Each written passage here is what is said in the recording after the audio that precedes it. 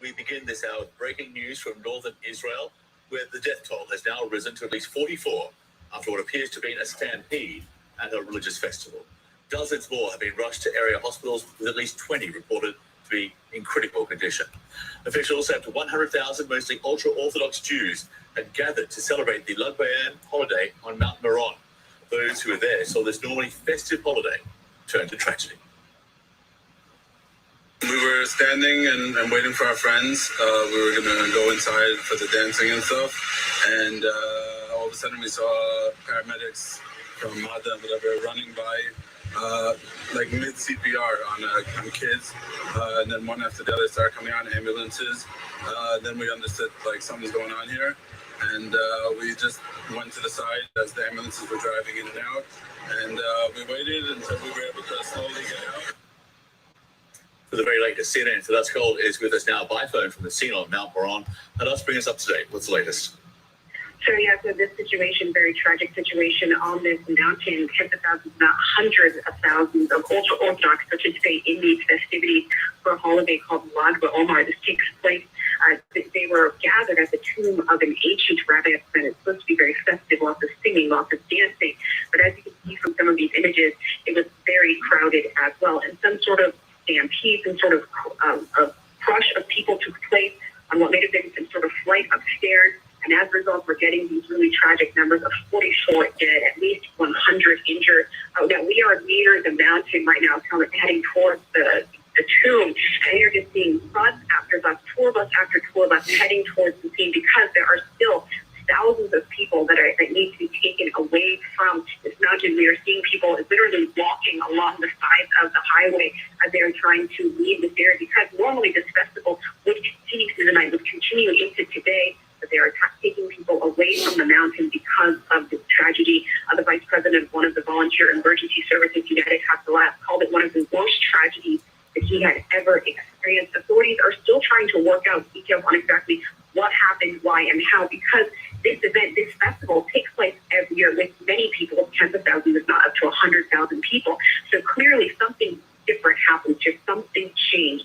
And as a result, we are seeing what should have been a celebration turning into a tragedy. So let's explain the area where this is believed to have all taken place, because it appears to be a narrow passageway, possibly a stairwell, where suddenly there was just a push of people and a crush of people, and that is where so many people lost their lives. And who's responsible for crowd control of this sort of event? Right, there are some people trying to leave the area, and there was clearly some issue with crowd control, and it's not clear exactly what happened and why, but just from the images you can see that there were just many, many people completely stuffed together, and that's quite unusual for us to see, especially in the past year of the pandemic, so many people together. And actually, in the last year, this event did not happen the same way because of coronavirus restrictions. But this year, clearly, it's somewhat of a return to normalcy. Perhaps that caused more people to want to come to the event, to come celebrate, to enjoy, because it's supposed to be, for these people, for these ultra-Orthodox, it's supposed to be a very festive holiday, lots of singing and dancing through the evening, lighting of bonfires. But clearly, something went wrong. It's still not clear what sparked this stampede, what sparked this chaos.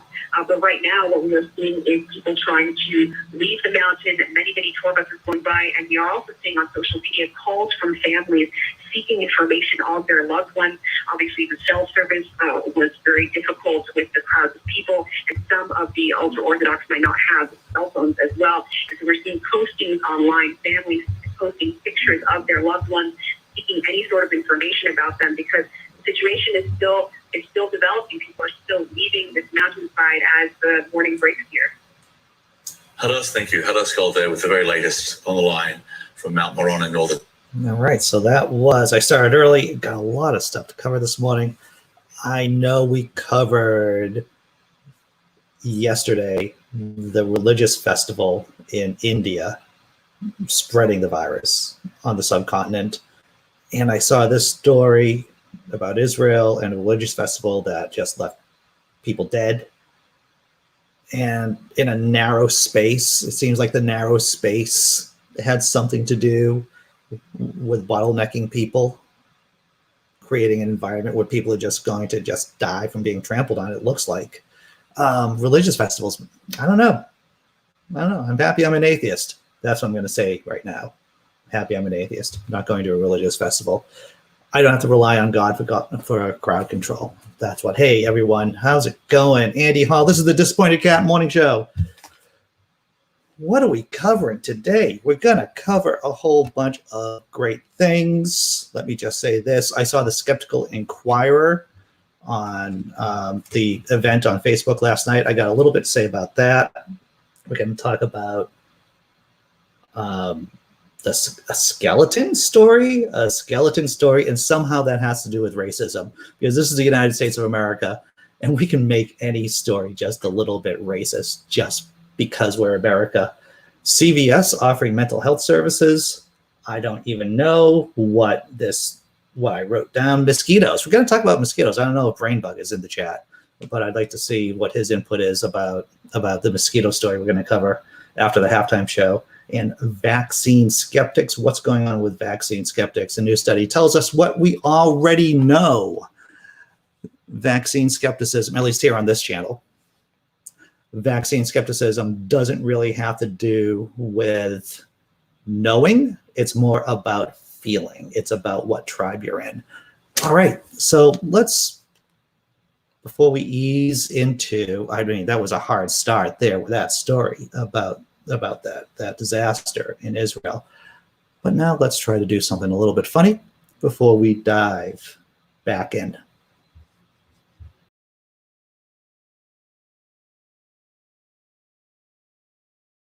A chocolate mayonnaise cake from 56. This has been my most requested cake. Of course, it's the mayonnaise, flour, sugar, floofers. Today you will rise. Powdered cocoa. Why she smells like chocolate. Mayonnaise! And it's not just a little bit. No, it's a severe, unauthorized cup of mayonnaise. Cup of water. Honey, you can't dilute a war crime. You know, it's horrible now, but I hope it turns out okay. Like children. I'm sending you to summer camp. For the frosting, we boil milk, sugar, cocoa, and margarine. Fire! Beat in mayonnaise to the chocolate. Do you keep it in your purse? Hello. Maybe if I just don't think about it. Good heavens. Holy fuck. Fantastically moist. The chocolate is tangy. I'll concede you were right. No, I want a chocolate mayonnaise cake. And what's remarkable about this wasn't just the fact that they had mayonnaise in the cake, but mayonnaise in the frosting too. Doubling down on mayonnaise. That guy does great videos, doesn't he? Everyone, Dick Insider.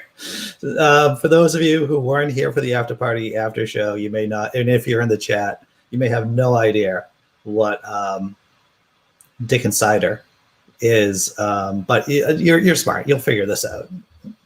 Everybody. Sammy, 420 Atheist, glad to see that you're here. Lucian Uranus, I'm big. Glad to see you here. The whole beginning of the chat is just about this cider. Ian Davenport, glad to see you here. Dr. Mordecai, John Hudson, what's up? Jesse Bear. Yeah, you got your vaccine yesterday, right, Jesse Bear? I saw you on Instagram. You posted that pic. Tobin Templeman. Jess M, good, glad. Ian, I think I said hello. Who started this? Exactly, who started this? Brainbug. Yeah, we got a story about mosquitoes, Brainbug, in the Florida Keys. You might already know about this. All right, Kevin Chaos, glad to see you here. God wants us dead. Well, all right, I'm not uncomfortable with that statement. Scott Duke, how you doing? I think I covered everybody. I hope I covered everybody. You're getting your vax on Monday, Kevin Chaos. Congratulations. It's been a week since I got my second shot. And it's hard to believe it's Friday. Like last Friday, I was driving down to North Carolina to see my mom for the first time, like my biological mom for the first time. Today is Friday. It is Friday. Wow. It's been a crazy week, everyone. Blazing. Glad to see you're here. Glad to see Blazing's here. Always a party. So I saw the Skeptical Inquirer event last night. If on Facebook, if you didn't have a chance to see it, I highly recommend it. Leanne Lord's been on this channel. Comedian, skeptic, humanist, of the year. I forget which year she was Humanist for the year of the year, but she was the host. And Mick West, who is the author of Escaping the Rabbit Hole, he wrote a book about people involved with conspiracy theories and how to reach out to them and how to help them get out of the conspiracy. He talked quite a bit about QAnon, of course, as well as some of the more traditional conspiracy theories like the 9/11 conspiracy theory. Definitely worth checking out if you have time. Did a variety of slides, and I thought I would just share this one slide. I took a shot of it. And this is one of the, as many of you know, one of the themes here on the channel is how do we change hearts and minds, right? How do we change hearts and minds? And I felt validated with a lot of what I say on this channel is what Mick West, the person who wrote the book, Escaping the Rabbit Hole, and the person doing this event last night on Skeptical Inquirer on the Facebook channel. When you're trying to expect, when you're changing people's minds, I would not suggest hoping for immediate results. And that's what Mick said too. And, the second point is that it won't be apparent that you're having an effect on the other person. And, the last point, the things you tell them to do help, especially providing them context to which to understand the world. Once again, it was an hour, about 45 to 50 minutes of Mick talking, and then there was a question and answer period. Thank my fictitious God. The questions were intelligent. Most of the time when it's the Q&A session, I kind of like blank out because a lot of the questions at these talks are not that great. But it was very good, well-organized presentation. I recommend it. If you're on Facebook, check out the Skeptical Inquirer and this particular event, which is called Mick West, Escaping the Rabbit Hole, How to Help Your Conspiracy Theorist Friend. Definitely worth your hour long. All right, check out the chat. I got shit to do, but Andy saves me from it. Thank you, Andy. Well, I try to be a bad influence, Dr. Mordecai. I try to be a bad influence. That's why I aspire to be. What's up, Rage? I spent 15 minutes, Rage, trying to figure out how to change my the name of my YouTube channel to the Empathetic Muslim Show today. And I realized I was wasting time trying to do, wasting 15 minutes of my valuable morning time for, a 2-second bit. And it's like, I got to go to the next joke. I got to go work on other things. Oh, all right. How do we change hearts and minds? Organ and brain transplants. I was thinking about this. I was chatting with a couple of people yesterday, and what a great superhero it would be if you were the universal organ donor. Hear me out on this, everyone.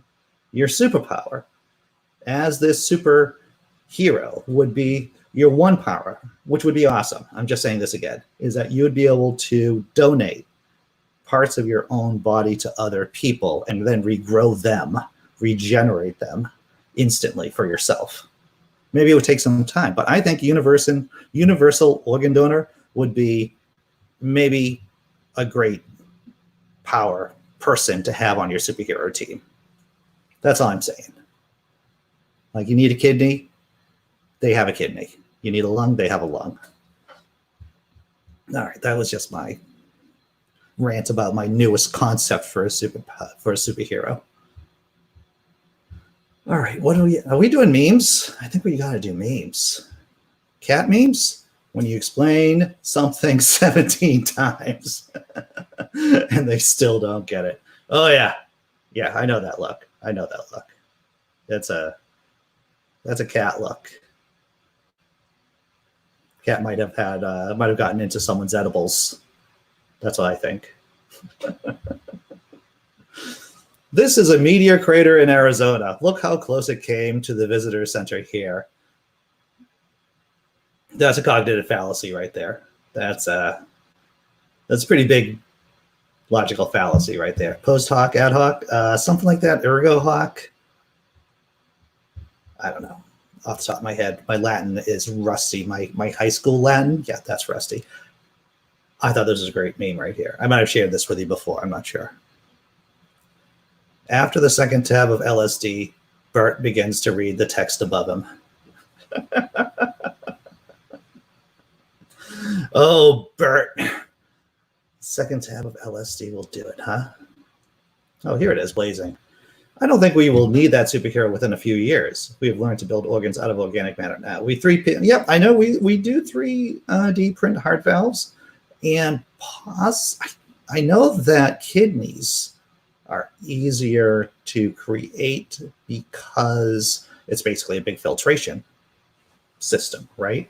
I don't know if they've actually printed an effective kidney, but I think that's the first major organ they'll be able to 3D print. But maybe people in the chat will know more than me about this topic. I don't know.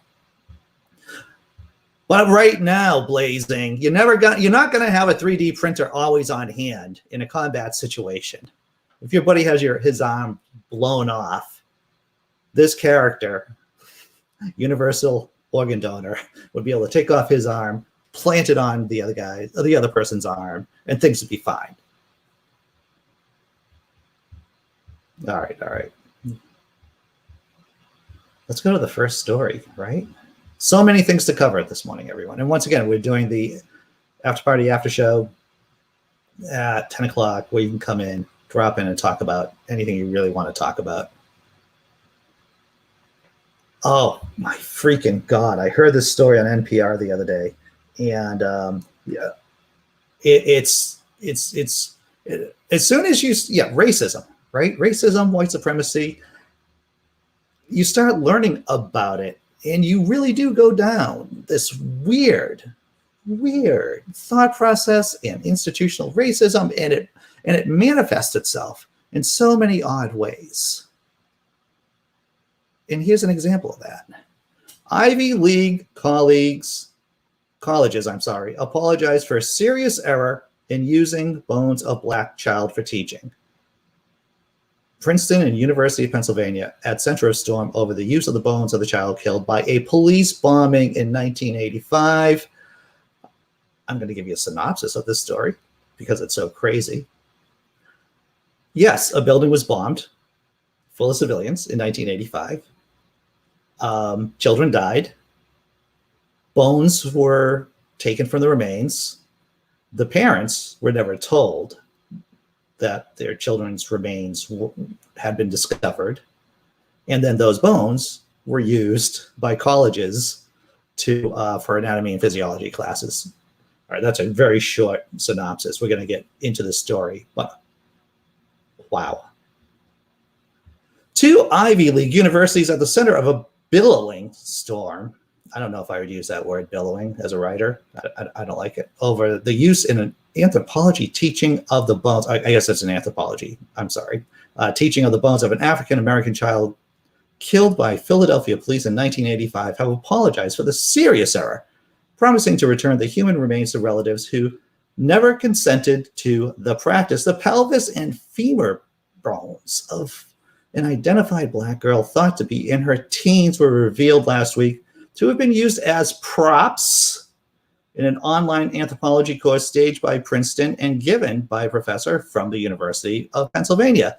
Neither institution had requested or received consent from the family of the child, yet held on to the bones for research and teaching for 36 years.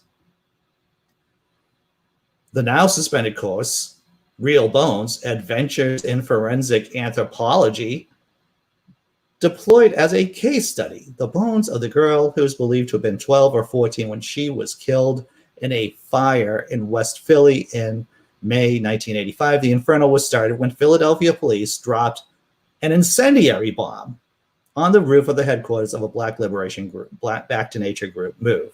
The bones, retrieved from the ashes of the fire, fell into the hands of the University of Pennsylvania anthropologist Alan Mann, who was invited to help the Philadelphia Medical Examiner's Office in identifying them, and now transpires that he held on to the remains, taking them with him when he transferred from UPenn to Princeton in 2000. So over the last week, we've discovered a couple of things. or various stories about the police reconfirm certain things, right? One, police can't be trusted with guns. Two, police can't be trusted with holding on to their own body cam footage. Three, and this should go without saying, police should not have access to incendiary bombs. That seems like a military style. You know, you need the military for that. And the fourth, I don't even know. Obviously, they can't be trusted with the remains of the people they've slaughtered. Then, okay, so that is the story. I can't imagine being the parents. Having your kid killed by the police by an incendiary bomb, and then many years later, finding out that your kid's bones have been used as a prop in teaching. It just boggles the brain. That's what it does. Okay, if they are unidentified, they were identified later on. You can't know who the family is. Well, the thing is that this organization was living in headquarters in this particular building. Obviously, there may have been only a number of teens. Maybe there were only 2 teens in the building at the time. And so if there were only 2 teens in the building at the time, then you know who the parents are. What the fuck exactly, Jess M? Exactly.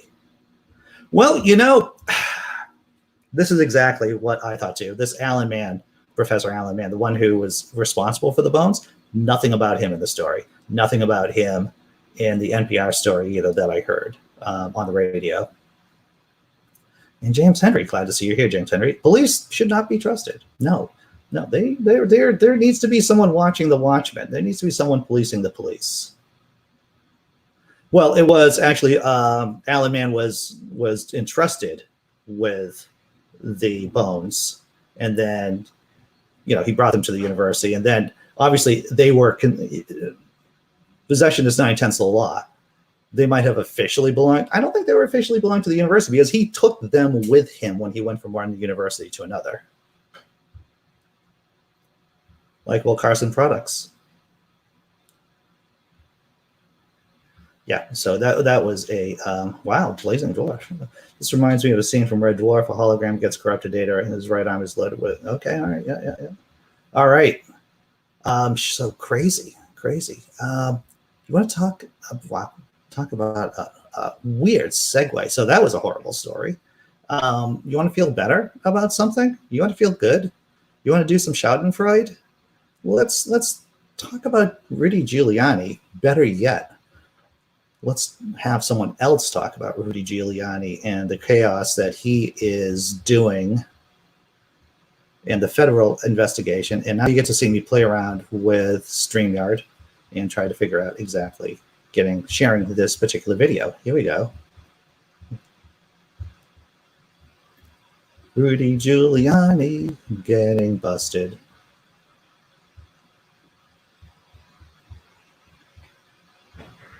New fallout this morning after those searches at Rudy Giuliani's office and Manhattan apartment. FBI agents escorted to Giuliani's home by his doorman, according to a person briefed on what happened. Multiple sources familiar with the investigation tell NBC News the agents seized Giuliani's electronic devices, phones, tablets, or computers. It's believed to be part of a long-running investigation into Giuliani's dealings with Ukraine. I was given information about Ukrainian corruption. Giuliani's attorney insists he did nothing wrong. Only one indication of an alleged incident of failure to register as a foreign agent, which he says Giuliani has denied. Giuliani's son, Andrew, speaking with us overnight after visiting with his father. He's a tough guy. When the mafia ends up putting a hit out on you and you've lived through September 11th, it almost like it doesn't faze him, to be honest. A person familiar with the investigation tells NBC News federal prosecutors had what they needed to get this warrant as far back as last year, but it was just a matter of timing, which suggests the Justice Department may have wanted to wait until the transition period between administrations ended before moving forward. This is how cases even big, important cases move forward. Giuliani, coming off a string of high-profile public moments, facing defamation lawsuits after pushing false conspiracy theories about the 2020 election, including in unusual press conferences. I can't tell you exactly what's on the ballot. And a controversial scene in the 2020 Borat sequel, showing some of his interaction with a 24-year-old actress portraying the main character's teenage daughter, pretending to be a TV reporter. Giuliani called it a complete fabrication and said he was never inappropriate. So Howie, break it down for us. How significant is it that federal agents executed a search warrant? Like, what does that mean?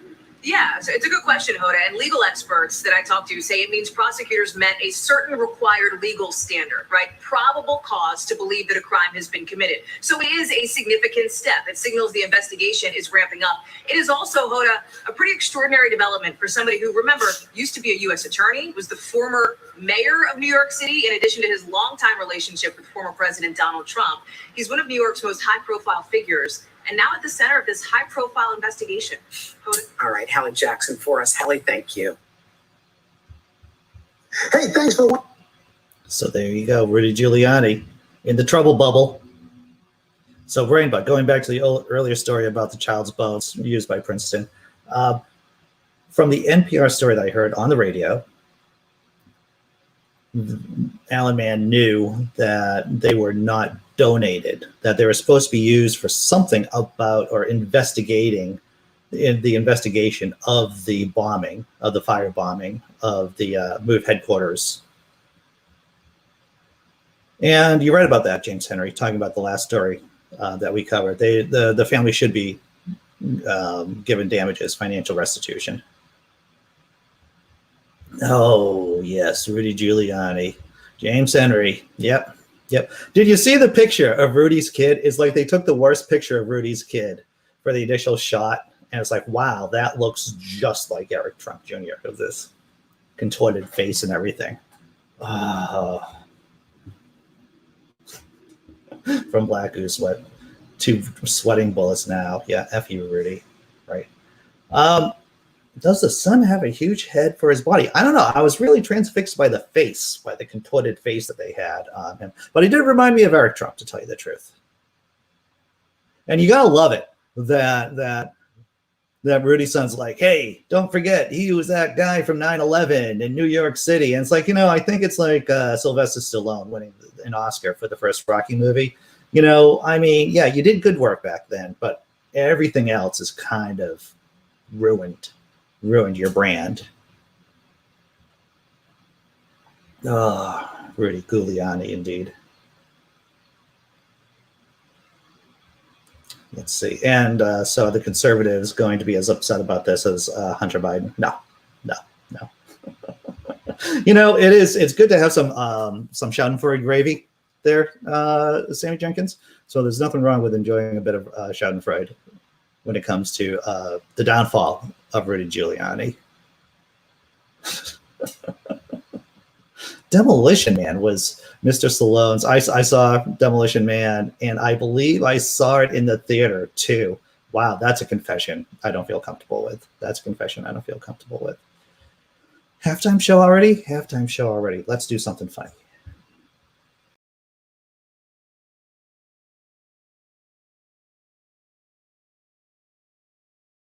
Ben Shapiro smart? Yes. He skipped 2 grades. He has a law degree from Harvard. So he's smart enough to know what logical fallacies are and how to avoid using them. But he doesn't. He uses them all the time. Why?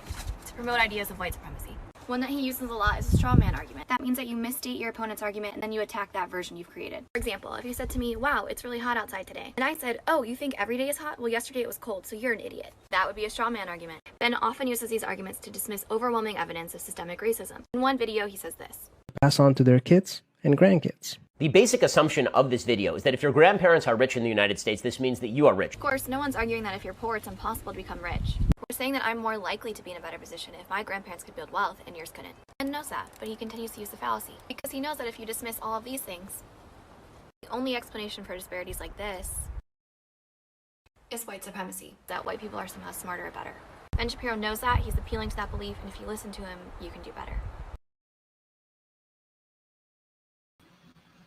I just like Ben Shapiro greatly. I think Ben Shapiro is in the same category as Jordan Peterson, The Amazing Atheist, just, shysters, con men out there just looking to squeeze money out of their fan base. Obviously knowing what they're doing, being aware of it. I'll say this much about Jordan Peterson. The man's insane. I mean, the man is somehow gravitating as he gets older and older into Alex Jones territory, where you wonder, wow, Alex Jones. At one point, I thought Alex Jones might have been at least aware that he was the lies from the truth. And now it's like, who knows? Who knows? Check out the chat before. What's the next story we're going to do? Well, this is actually a good story, too. We're going to be talking about CVS offering mental health services. But before that, check out chat. She was good, Kevin Chaos. I thought she was able to succinctly deconstruct Ben Shapiro. Did it intelligently so that even fans of Ben Shapiro would be like, wow, maybe this guy's full of shit. Brainbug, someone I found on TikTok. Let me see what her TikTok handle is. How's that? Is Ben Shapiro smart? Yes. He skipped 2 grades. He has a law degree from Harvard. So he's smart enough to know what logical fallacies are and how to avoid using them. But he doesn't. He uses them all the time. Why? To promote ideas of white supremacy. So her handle is Not Political Lauren, I believe. That's her handle, Not Political Lauren on TikTok. And that's all Shapiro is a sophisticated bullshit artist. It's like apologists, right? It's like the difference between an apologist and a regular everyday evangelical or adherent to the faith is that the apologist has more syllables in their word salad when they explain their faith to people. That's all it is. CVS sucks. Oh, Brainbug. I know Brainbug. Oh, believe me, I spent way too much time listening to this tale of Jordan Peterson's odd and bizarre health story. We could do a whole show about Jordan Peterson and not doing what Jordan Peterson did for his own health and made his own physical problems worse. It was horrible. But why is she opening a box? That's a good. I'm not sure. All right, we'll talk about CVS, and then we can rant about CVS or talk about the mental health services that they're going to be providing. Let's see, where is that story? CVS, here we go. And I promise we're going to get to the mosquitoes after this. CVS to offer in-store mental health counseling. Links to the stories are in the description. The company is leading the way in trying to fill gaps in access to mental health by piloting a counseling service in some of its retail stores.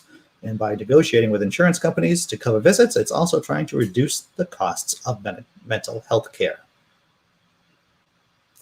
These gaps have been made worse by the pandemic. Therapists are overbooked, assuming a community even has one. Many do not accept insurance, so consumers must pay $150 to $250 out of pocket for every visit. So far, the CVS pilot program, which was launched in January, operates in 12 stores in Houston, Philadelphia, and Tampa, Florida, with plans to expand to 34 this year. It's targeting diverse communities where mental health care isn't readily available, such as Jenkins, Pennsylvania, just north of Philly, where Miller's Barbershop is earlier in the article. They start off with the human, you know how articles are written, right? They start off with the human interest, anecdotal evidence, and then go into the nuts and bolts. I typically jump over the anecdotal stuff because we want the meat and potatoes, don't we? The program is an extension of CVS's health hubs, which exist in 650 of its nearly 10,000 stores, offering urgent care and wellness products such as sleep apnea machines. The idea, yes, I'm doubling down on my pronunciation of idea. I'm going to go idea, is to create a place where consumers can get eye exams, diabetes screenings, and vaccinations, as well as mental health treatment, where they already buy their prescriptions. The idea of offering therapy in a retail store is new. In addition to CVS, Walmart Health recently opened 20 in-store health centers around the country based on a similar model to provide counseling as well as diagnostic and primary care. The sheer volume of people struggling is forcing insurers to recognize the huge unmet patient needs, says Rachel Garfield, co-director of the Kaiser Family Foundation's program on Medicare, Medicaid in the uninsured. It's approaching a crisis. I don't think it's approaching a crisis situation. I think it's been a crisis situation for quite a long time. It's approaching a crisis situation. And I think that is leading a lot of people, including some payers, to stand up and take notice, including CVS, which has clout in the insurance agency through its purchase of Aetna in late 2018, she says. CVS is covering the cost for the cost of care for Aetna insured patients and has negotiated similar deals with a growing list of other insurers to reduce the cost for patients. That saves a lot of money for patients, but CVS hopes offering behavioral health care will save money too. Last slide. Studies show treating depression in diabetes patients, for instance, helps reduce other medical costs because people with improved mood tend to take their medications regularly, preventing costly treatment for complications. There you go. It's almost as if you spend some money intelligently, you save money in the long term. Check out the chat.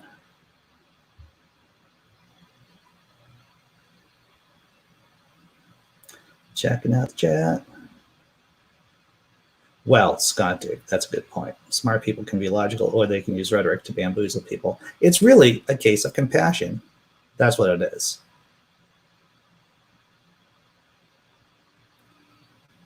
Let's see what else people have to say in the chat. Oh, Jordan Peterson, man.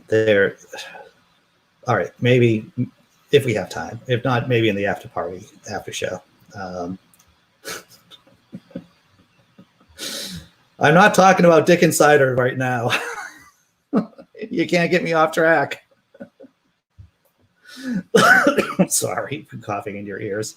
It's a failure of the healthcare industry that mental health exclude from many plans or have ridiculously poor coverage. Yeah, it's almost as if, what is it? A lot of plans that cover mental health services cover you for only 6 visits or 10 visits, and then presto, you're cured, or you're supposed to be cured, and then your coverage is gone. If you're going to a therapist, sometimes they'll give you a sliding scale. Certain therapists will give you a sliding scale. I know that firsthand. People that during my marriage therapy, we went to a counselor who did a sliding scale service for us.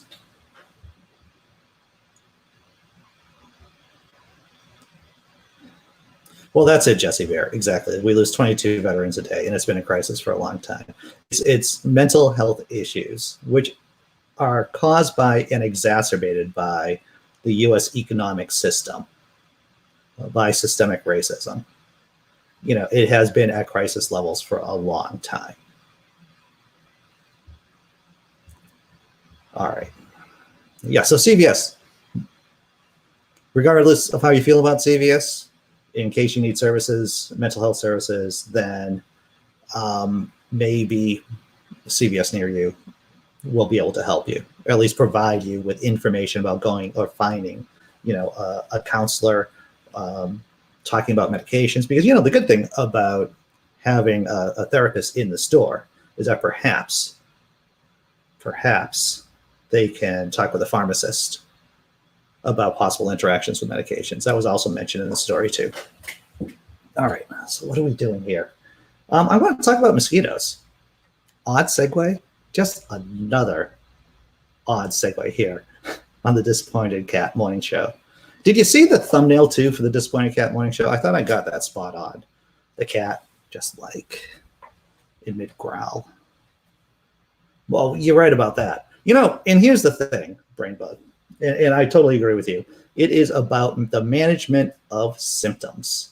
It's about managing symptoms and dealing with underlying causes in case there's a physical cause for issues. That's what I've discovered. Yeah, most health conditions are lifelong, indeed. The cat in the thumbnail does look like our neighbor's cat, which is an awesome cat. All right, okay. Let's go to the next story. Mosquitoes in Florida. Genetically modified mosquitoes. No, genetically modified mosquitoes will not turn the Florida Keys into Jurassic Park, And I'm somewhat depressed about this, everyone. I am somewhat depressed about this. Why have genetically modified mosquitoes if we don't get Jurassic Park? Because to tell you the truth, if any part of the United States of America that could be turned into Jurassic Park, that would be Florida. I don't think we'd lose anything if the entire state happens to have like non-avian dinosaurs, right? Especially if you get to pick and choose the dinosaurs that would live there. Like you get your Triceratops, your Stegosaurus, the Tyrannosaurus Rex. That would be pretty cool. But I digress. Let's get into the story about these genetically modified mosquitoes. Non-biting male mosquitoes genetically modified to contain a self-limiting lethal gene are finally set to be released on 3 islands in the Florida Keys when the insect control company Oxitex male Aedes aegypti mosquitoes mate with wild females. They will pass along a gene that overproduces a protein that kills larvae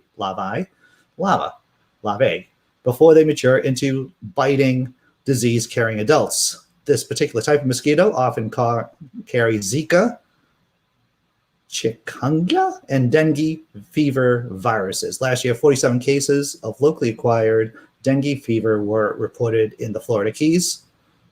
So Oxitex creations could be a boon to public health.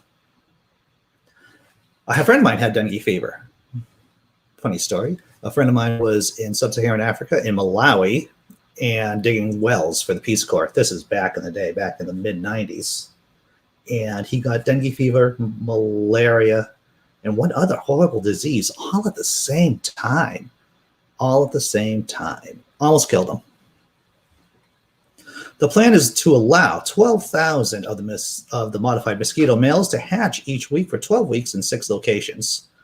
The species that makes up 4% of the Keys mosquito population, but is responsible for virtually all of mosquito-borne diseases transmitted to human beings there. Prior stories in Brazil, the Cayman Islands, Malaysia, and Panama have found that the technology works, reducing the targeted disease-carrying mosquito populations by as much as 95%.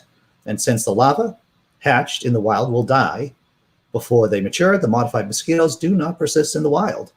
Oxitex mosquitoes will not transform the Keys into an out-of-control Jurassic Park, which I would like to have an in-control Jurassic Park, but they will make a walk in the park easier and more pleasant.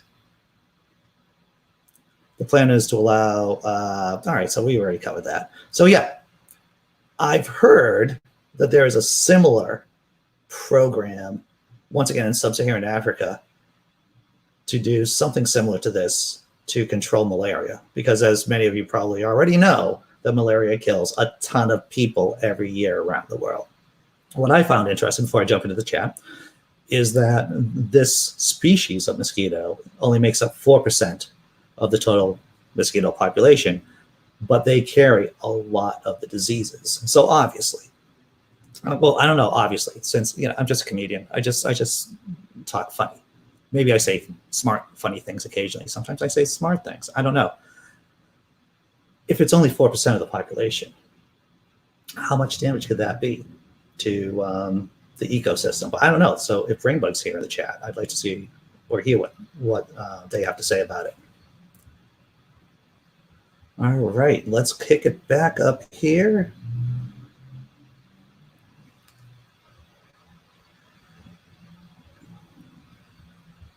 Oh yeah, James Henry. I've had malaria several times. I think we talked about this before. Once it gets into your system, it stays in your system and flares up on occasion.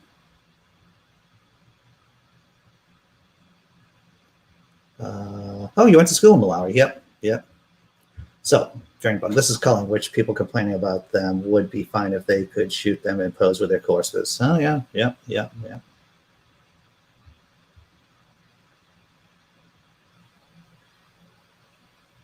Now, this is interesting. Last time they tried to control the mosquito population, they came up with love bugs. So did the love bugs fit into the ecological niche that were left by the mosquitoes, B? I'm curious about that. And is it really, with a name like love bugs, It makes you give the impression that they can't be that bad, though. I'm sure any species that's out of control isn't great. Oh, here it is, brain bug. I actually had the GMO mosquitoes as a nominee of the bug of the year in 2020. Actually, I was thinking about asking brain bug to pop in on the show, but I know he's at work, right? So that would not have been possible. But genetically modified mosquitoes as nominee of Bug of the Year in 2020. Excellent. Randolph Richardson, just in time to talk about genetically modified mosquitoes. Blazing says, I doubt it would have any major impact in the ecosystem unless there's a plant that relies on these mosquitoes for pollination or something, which I doubt. Yeah, me too. Me too. I just call them F-fin bugs. We call them F-bugs, huh? Nice. And love bugs do not eat mosquitoes. The president of Malawi these days, Banda, we're not allowed to wear trousers or jeans. Yeah, I've heard that there's the political system, the political scene in Malawi is not great. Brainbug is one smart, witty dude. That's right. Always quick with the turn of the phrase. He's my bug guy, by the way. I have different people. I have different experts I like to talk to, but they definitely my bug person. All right. How are we doing for time? 40 minutes. Vaccine skeptics. We should talk about vaccine skeptics. Is it me? Or when you hear the word vaccine skeptics, something in you gets angry. I know anger is my main emotion besides sleep and hunger, right? That's a joke. It's supposed to be a joke. But when I hear the word skeptic, you assume that a skeptic is someone who uses the skeptic's toolbox, an awareness of logical fallacies, a dedication for an adherence to data, right? How to formulate syllogisms, logical arguments. But when I hear the word vaccine skeptic as it's being used today, there is nothing skeptical about being a vaccine skeptic. Vaccine non-believer, maybe.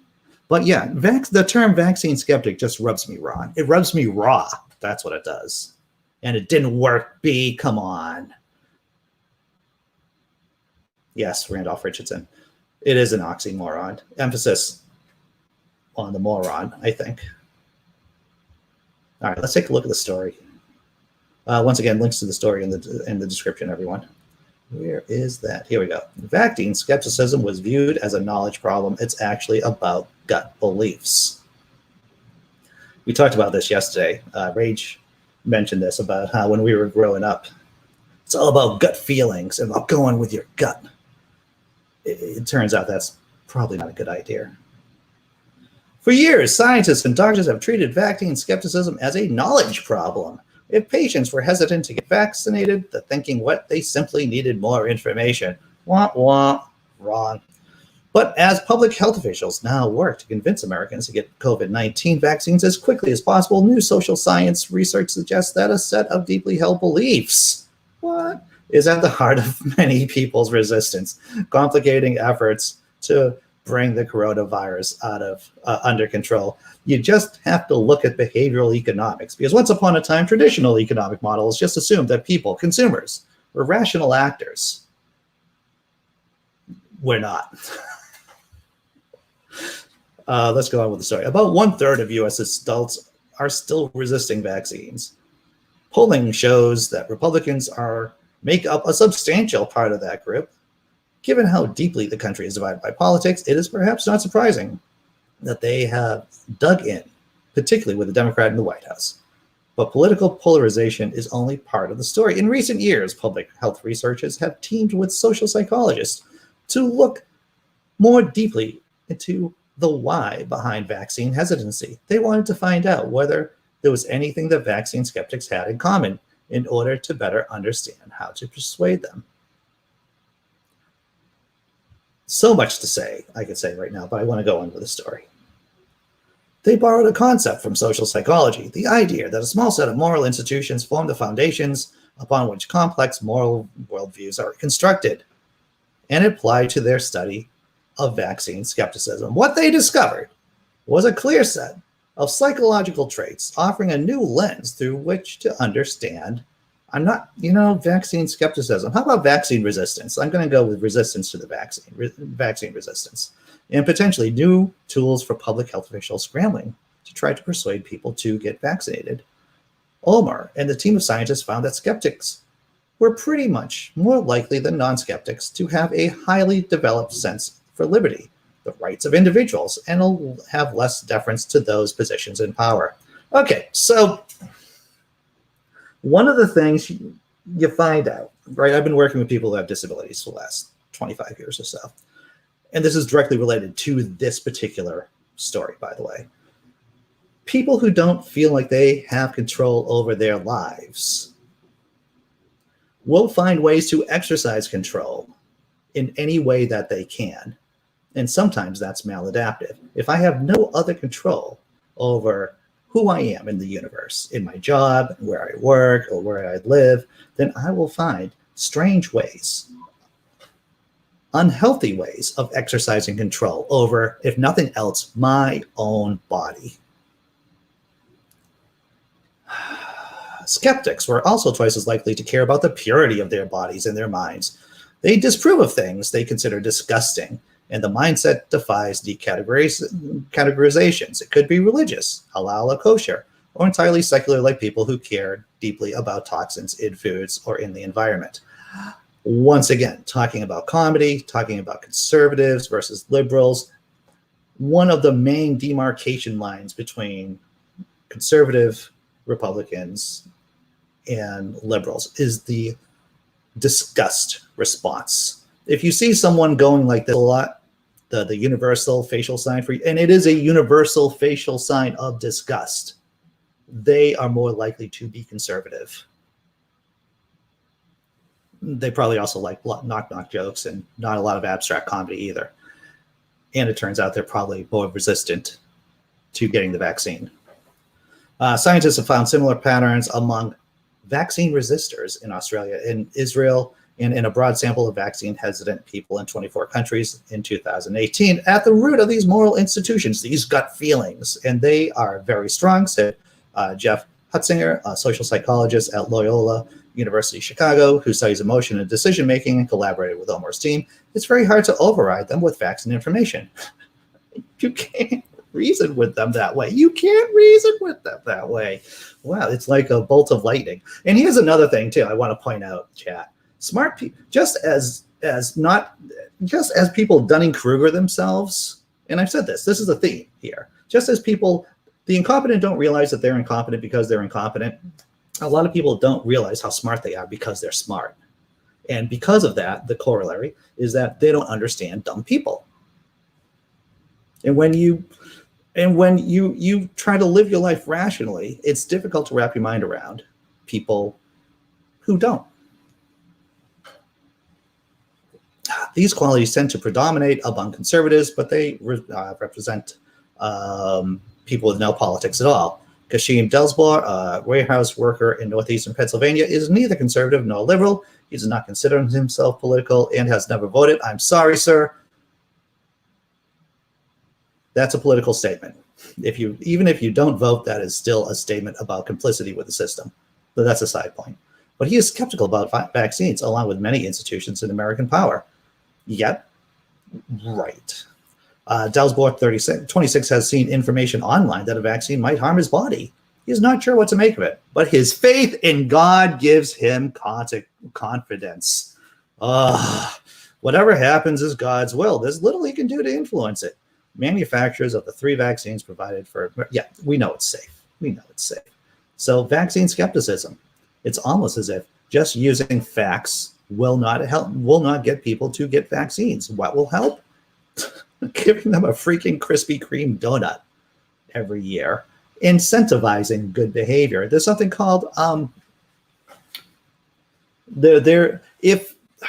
know I've said this before. It is about if you perceive people to people who look like you, who are doing that activity, then you're more likely to do that activity. So for an example, if high school students knew that 86% of them were not having premarital sex, that actually increases the chances of a person in high school not having premarital sex.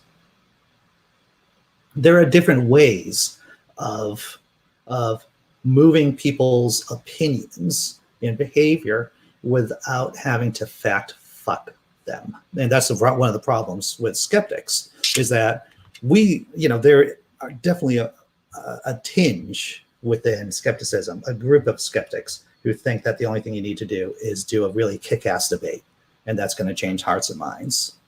That was one of the topics that was in the Skeptical Inquirer last night, about talking to people who are given to conspiracy theories.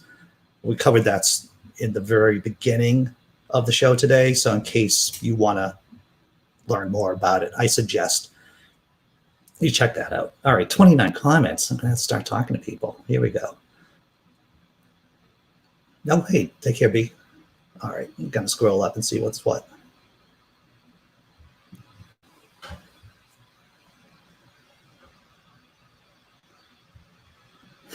Randolph Richardson, when love bugs and bed bugs. When love bugs and bed bugs meet, do they have a lot of fun? That's a good question. That's a good question. In Malawi, no TV stations were allowed. Only one government newspaper. That's tragic. Smart group in the chat. That's right, Scott Duke. I think that's why. Yeah, that's good. That is good.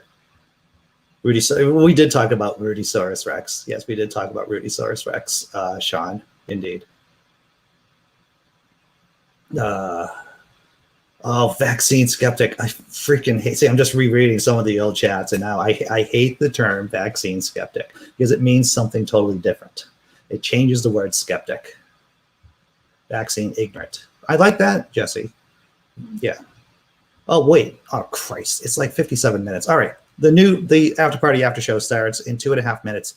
If you want to join us, please join us. I'm going to do my thank you video. Ran over time today. Thanks for contributing. I'm going to do my thank you video for YouTube members. See, I knew I had a lot of stories to cover today. I knew I had a lot to cover. But it's Friday, right? You kind of jam everything in. I'm going to do the thank you video, and hopefully I'll see you at the after party after show, everyone.